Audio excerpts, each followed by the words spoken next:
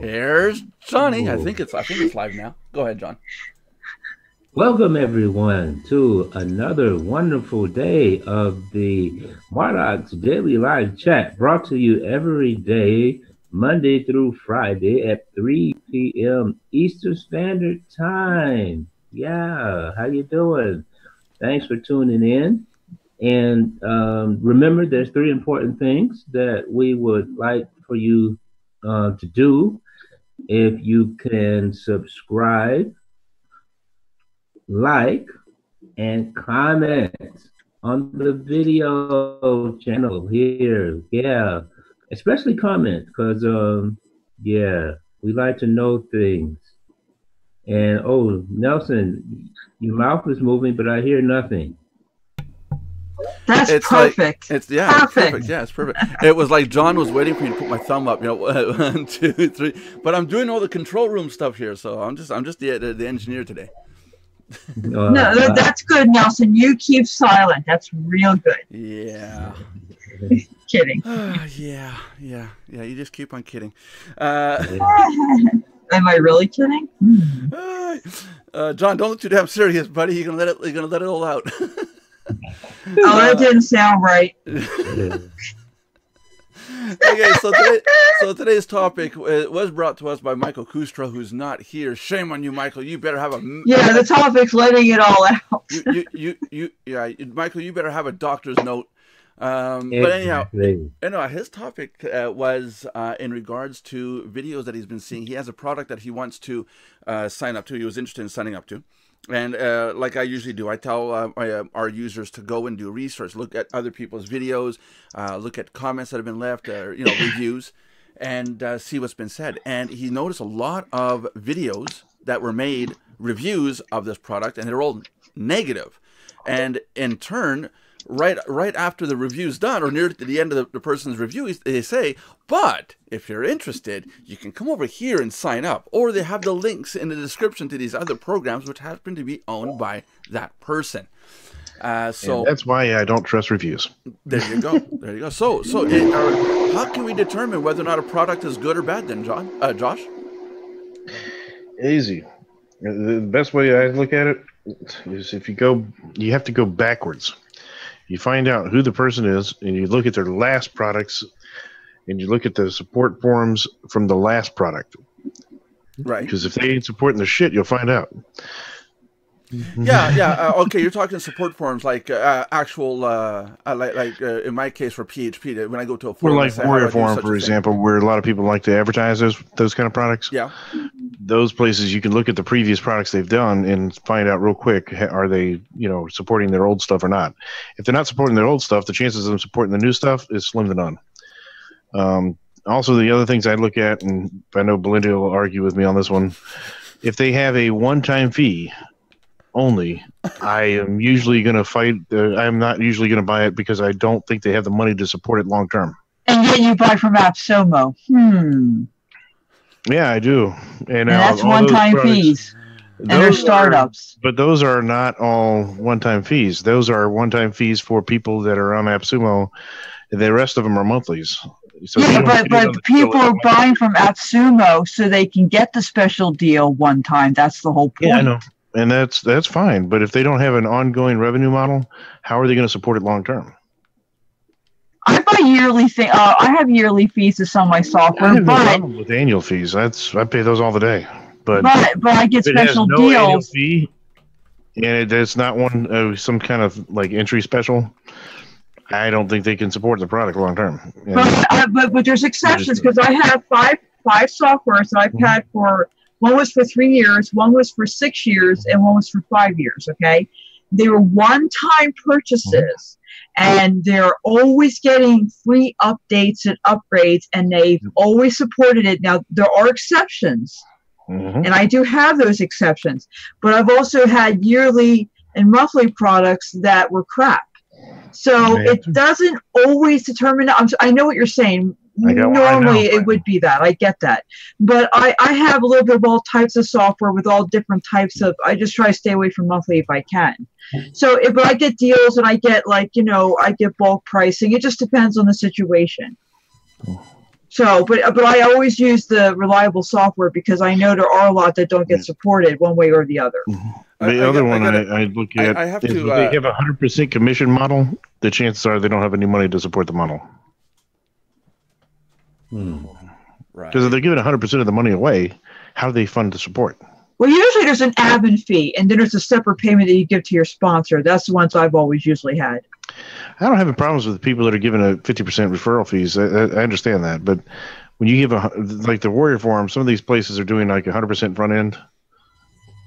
Yeah, I rarely run into that. It seems like most of them are at least 50% or something, or every other sale or something like that usually. I love this because yesterday I was watching the Rubin Report on YouTube, and they had 2 YouTubers on there and 2 women, and they were just going at a classic. You know, so much was being said. Even with a great sound system, you could not make out what they were trying to say. They were talking so loud and the host of the show, Rubin, he's sitting there. Dave Rubin is sitting there going, guys, you know, and he couldn't get a word in. They're just 2 women going constantly, like. I'm not doing that. No, but as bad as our shows get, sometimes it was never as bad as that. He even had to go as far as saying in the show, if this continues, we're going to have to end the show here. It's like, he had a bad day. Do not bring on... No, I mean, the big thing I look at is support ongoing, though. I mean, if you don't have ongoing support, then why am I buying your shit? So the one thing I do tend to buy... Hold on. So you're saying to go on the JV Zoo and go look at the previous products the person put out, correct? Yeah. Okay. And to see what kind of support or what kind of reviews there? Or see if the site even still exists. That's true, yeah. I've seen a lot of those where they just disappear. And because if they're going to disappear, then why am I buying it? Right. Because my client's going to be pissed at me in a year saying, hey, this is broke, or what's up with this? And I'm going to be like, I don't know. What the hell happened?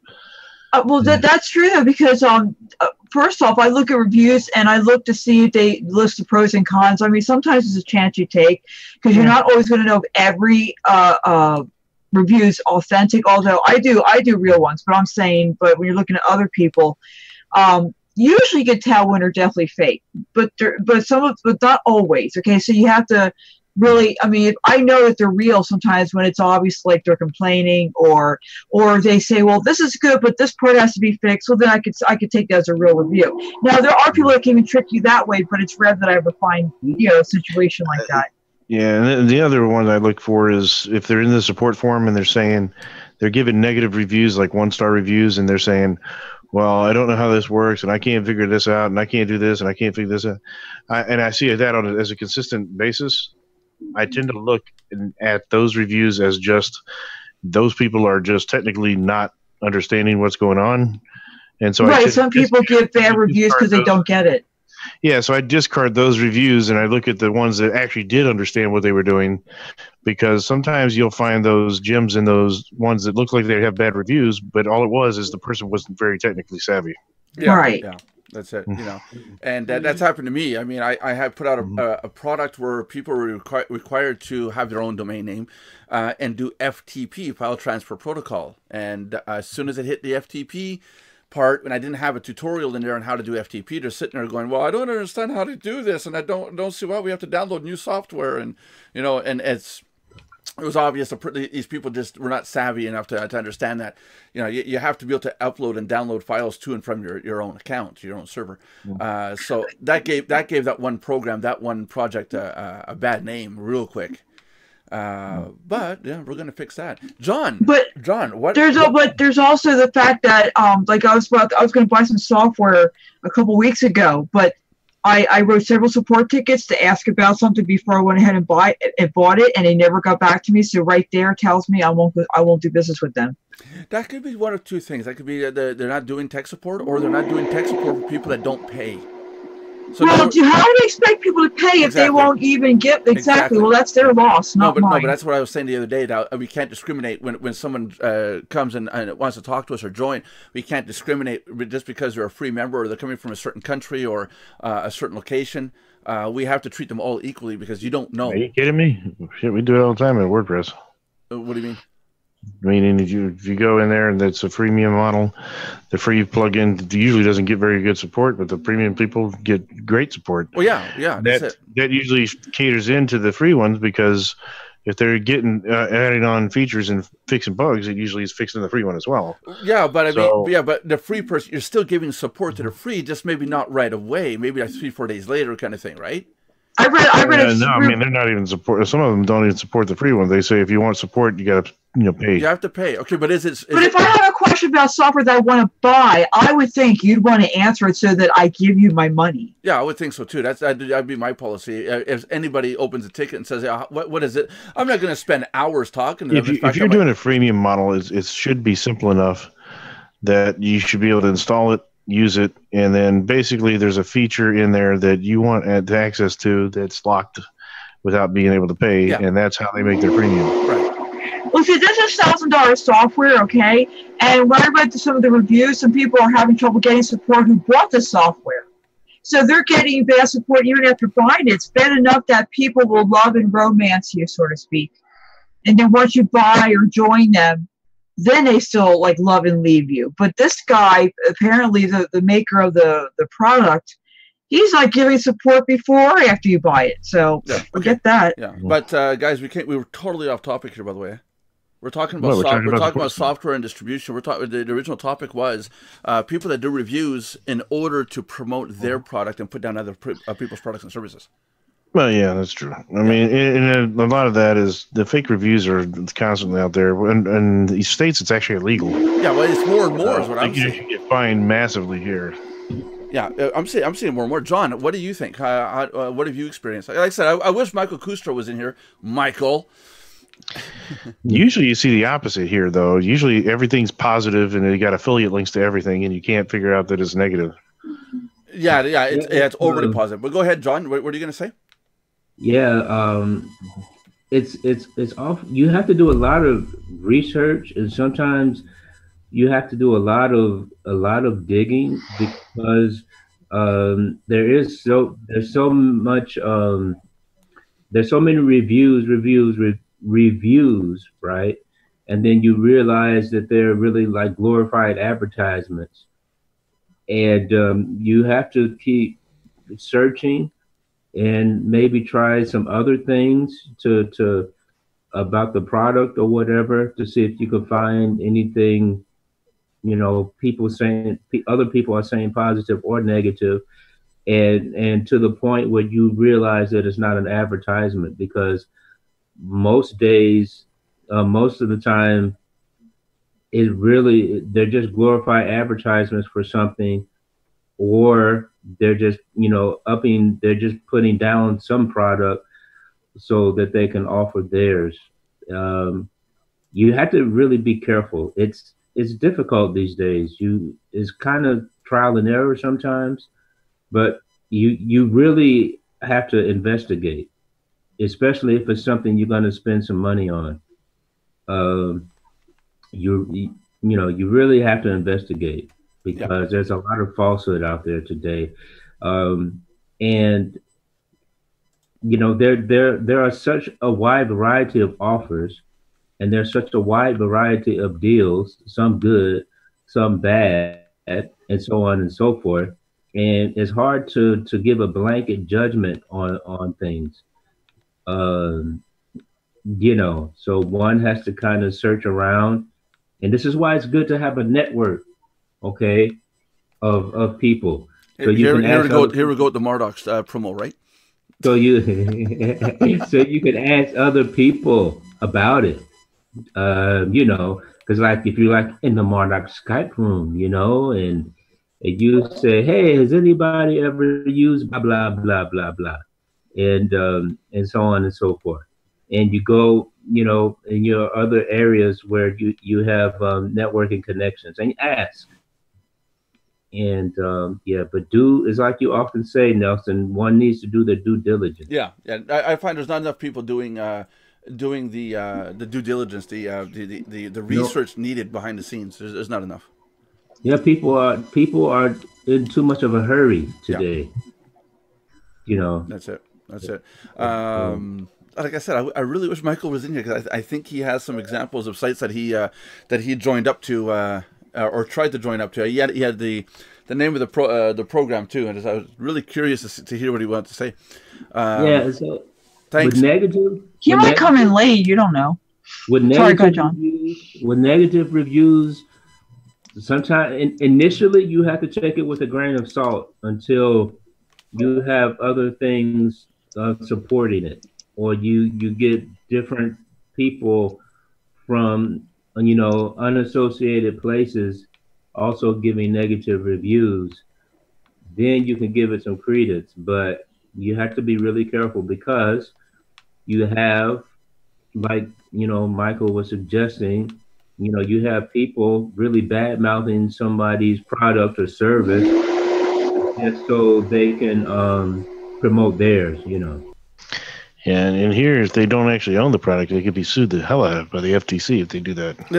Say it again, Josh? In these states, they can be sued the shit out of by the FTC if they are creating false reviews. Period. Yeah. You can actually be fined by the FTC. Yeah, making positive reviews, getting paid to do positive reviews. Yeah, and that's still being sold on Fiverr. I think by now Fiverr would have taken that down or banned that kind of function. But yeah, there's still there's no reason to ban it because it's still legal in other countries. Yeah, but even though it's unethical, and yeah, I had put reviews from my own members on my site, and by doing that, a lot of people said, well, wait a minute, those are paid reviews. I know those people. And I'm like, yeah, you know those people because they went to Fiverr and started doing stuff on Fiverr, but I did not pay them to be Fiverr reviewers, and it was just a coincidence. So I had to take those videos down. I had to take them out completely, and it's like, oh, that's fun. Now when you look at websites, you see reviews and people's comments. It's like, yeah, right, because everybody screamed, cried wolf. Yeah. Yeah. The other thing to look for a lot of times, and this doesn't always guarantee that they're going to support it, but it's a better chance of support. You probably will have about a 50 to 75% better chance of them supporting it if the product developer is actually a developer. Yeah. And not just a marketer. Because if they know how to do the code, they're more likely to support it than if they don't know how to do the code. That's right. That's true. But leaving JV Zoo and those organizations out of the picture, how do you determine that without any ideas? Like, say, Mardox. Mardox is in JV Zoo, and none of the products at Mardox are in JV Zoo. We're independent. All you gotta do is just find a name and start searching them on Google, and you'll find them. If you don't, that's probably another red flag. They're probably beginners. That's right. Yeah. It's or the name that you're looking for is only on Google for only that one thing. They're not on Facebook. They're not on Twitter. There's no history. They're only being promoted for the one thing that is actually being sold to you. Mm-hmm. That's it. Yeah. That's it. Cool. We gotta close up the show early today though. John and I both have meetings. John's got a meeting to go to, and I got a meeting to go to. But I also have a couple clients, so I was gonna have to go right away too. Yeah, that's fine. So y'all have two meetings to go to, and y'all have the same meeting you're going to? No. I got somebody here locally, and John's got something he's got to go take care of. I didn't know if y'all were some part of some digital AA group or something. Who knows? Oh yeah. Yeah, well, it's caffeine. It's Caffeine Anonymous. Okay. Yeah. Hey, yeah. Oh, by the way, for those of you that have not noticed, look at the cup. Look. They forgot to put dork on the cup. Oh. I'm kidding. Jeez, Belinda. Did you miss me? No, I didn't. Not one. I know John did. You should have seen he did the unboxing of his cup. Yeah, I saw on the video. Yes, I watched the recording. It came with coffee in it, Yeah, it comes. Yeah, it came with coffee. Yeah, it comes with coffee. Believe it or not, it comes with coffee.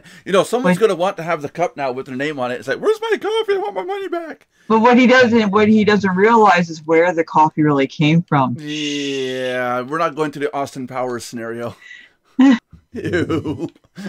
Even though I love Austin Powers, every Christmas I watch all three movies, all in a row with my daughter. We know by heart. I'll behave. Okay, John, you're the host today. You're the host today, John. You go ahead and you wrap it up. Well, thank you, everyone, once again for joining another Mardox Daily Live Chat. The show was kind of short today because the suggester of our topic today did not appear. And I'm sure he would have had more to contribute. And if there were more people commenting and had things to contribute, then maybe we would have more to talk about.